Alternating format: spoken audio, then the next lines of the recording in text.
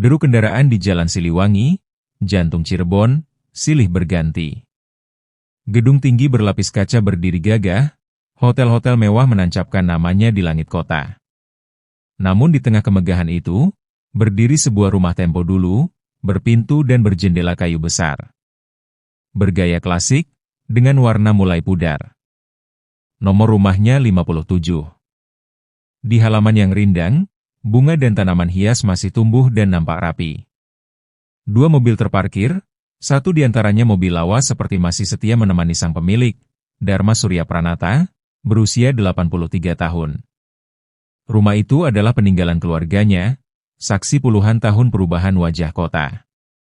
Namun kini, Surya biasa disapa bukan sedang menikmati masa senja dalam damai.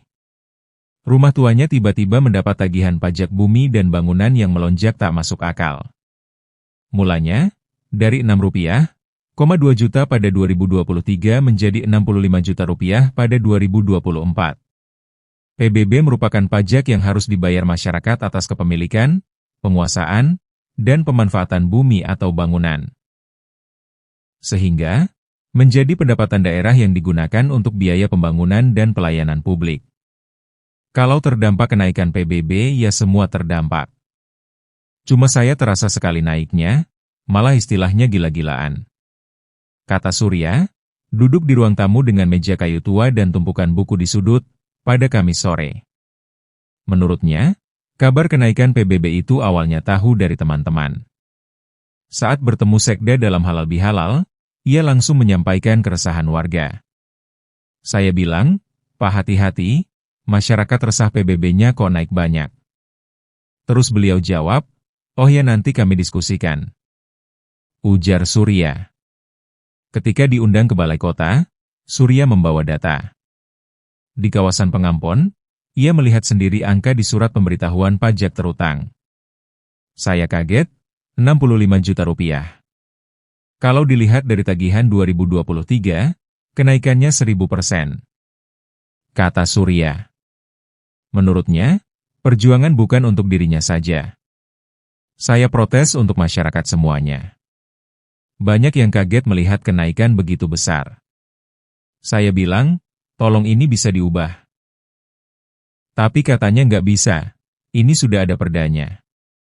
Saya bilang, Undang-Undang Dasar 45 saja bisa diubah, masa ini nggak bisa? Kata Surya, sambil menggeleng pelan. Menurutnya, kebijakan sebesar itu lahir tanpa melibatkan warga. Tahu-tahu keluar perdanya. Kalau Rp65 juta saya mampu bayar, tapi saya nggak makan. Ini rumah tempat tinggal, bukan bisnis. Pajak sebesar itu untuk tempat tinggal sangat menyiksa. Ujar Surya. Luas rumahnya 800 meter persegi, berdiri di satu jalan termahal di kota Cirebon. Namun bagi Surya, itu bukan alasan untuk kena pajak, tanpa mempertimbangkan kemampuan warga. Kewajiban boleh ada, tapi jangan menjadi beban. Kalau beban, hidup tidak bisa harmonis. Silakan dihitung kembali supaya wajar. Rakyat mampu bayar, pemerintah dapat dana, jadi sama-sama win-win. Kata Surya. Menurutnya, tahun 2024 sempat membayar Rp13 juta setelah nominalnya direvisi dan diberi diskon 50% dari tagihan awal Rp26 juta. Tetapi, di balik keringanan itu, ia tetap menyimpan rasa getir. Dari luar, rumah Surya tampak seperti potongan sejarah yang bertahan di tengah arus modernisasi. Tapi di dalamnya, ada kisah seorang warga yang berusaha mempertahankan bukan hanya rumahnya, melainkan juga rasa keadilan untuk seluruh masyarakat.